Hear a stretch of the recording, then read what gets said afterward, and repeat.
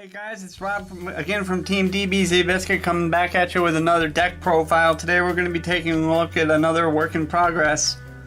It's basically Pendulum Magicians with a real kick, and I'll explain the real kick when I get to it, but any good deck, I start off with 3 Grandmaster Hanzos. Grandmaster Hanzo will let me search out any ninjutsu, monster, or spell or trap card. You know, let's just search out the spell and trap card, in which you can go into some really nasty stuff, especially considering the trap I run. That's followed up with 3 Mist Valley Apex Avians. Apex Avian, as I've said before, is basically Solemn Judgment without paying life points. He can negate any spell, trap, monster effect, you name it, just bounce him back to your hand. And considering it's a pendulum deck, it's not that hard to get him out once he's in your hand.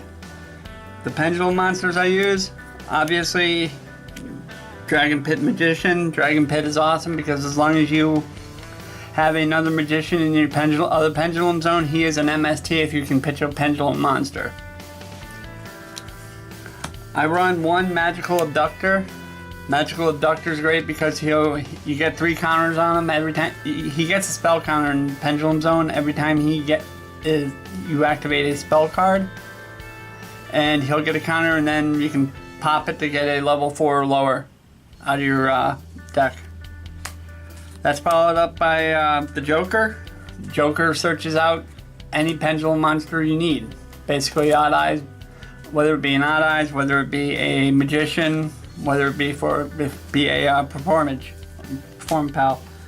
My 1/4, of course, the hero of the deck when I first started doing it. I mean, I loved running 3 of the Wisdom Eye Magician.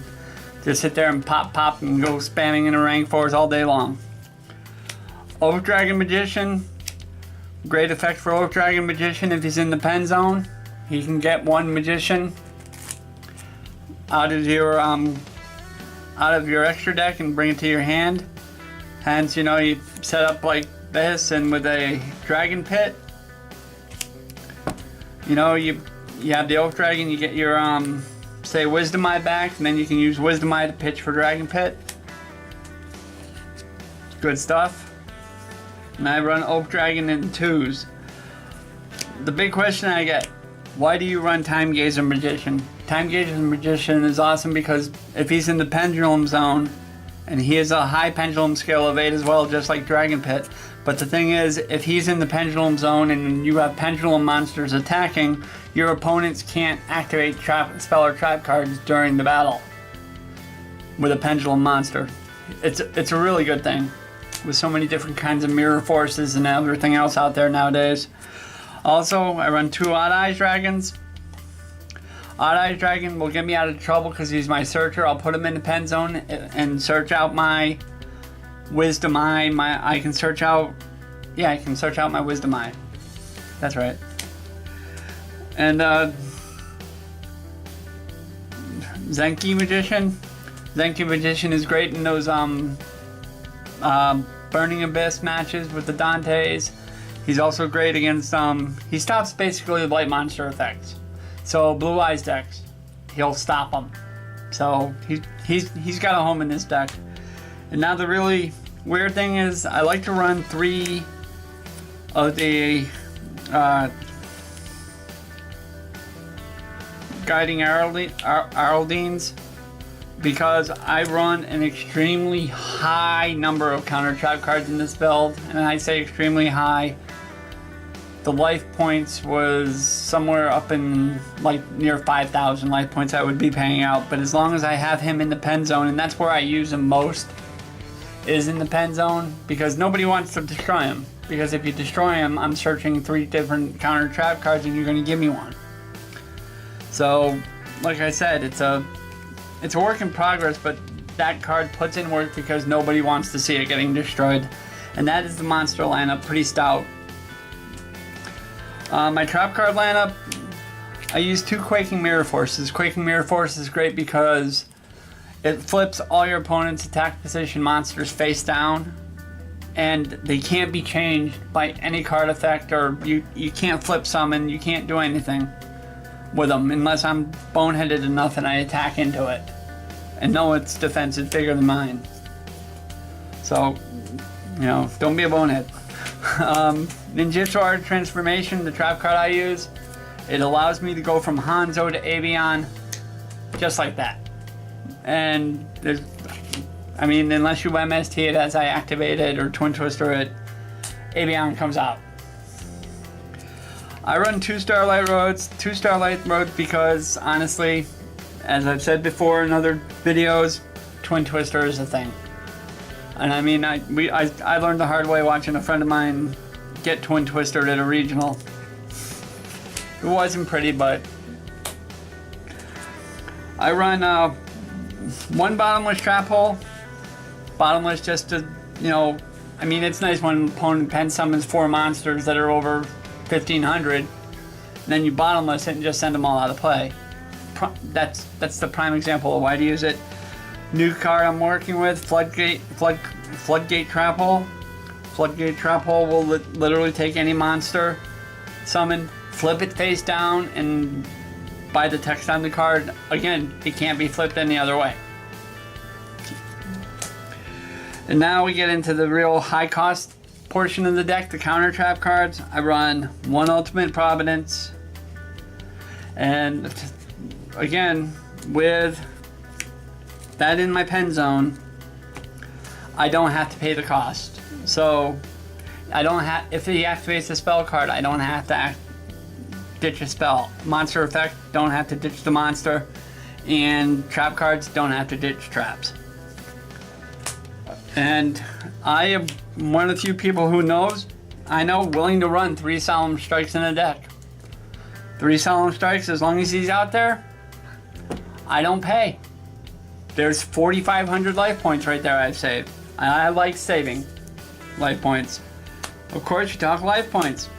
You got your 1/4 Solemn Warning, another 2K, so that's 6,500 life points I've saved. As long as he remains in the pen zone. If you want to destroy him, go ahead. I'll grab one of these. I don't care. And it's pretty ridiculous. My spell lineup, actually, for those who know me, I usually build really trap low decks and rather high spell and monster counts. My traps actually outplay my spells in this one. I run the 1/4 Rhoda because I need to get Hanzo as fast as I possibly can. I run the 1/4 Pen Call because bricking is never fun. I run 2 Magical Planters because once I've returned Avian the hand, that trap card sits there. All I have to do is give up the trap card, draw 2 cards. It's a +2. And of course, no deck complete without MST. MST, pop 1 spell card, 1 spell card, 1 trap card, 1 Pendulum Zone before they get that annoying field spell out there. You know, but that's the deck build.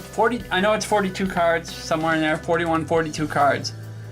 And it could get clunky. It does get clunky, but there's ways of working out of it. My extra deck's nothing impressive. It's Abyss Dweller for those graveyard effects. Cowboy, like I've said before, to burn you for game if I have to. I run 2 Castells in this because I have so many level 4s to go into rank 4s, and there's nothing better than taking your big beefy monster and bouncing it back to your extra deck. I run 1 XYZ Dark Rebellion Dragon. Dark Rebellion again, detach 2 units, and basically target 1 monster your opponent controls, cut them in half, you gain, they lose, you run it over. 1 Honor Arc because stealing people's stuff is so fun. 1 Draco Sack because I can do the Draco Sack because I run so many 7s, level 7s, and Draco Sack is good because he can stall out if I need him to. Because he can't be destroyed as long as there's tokens on the field.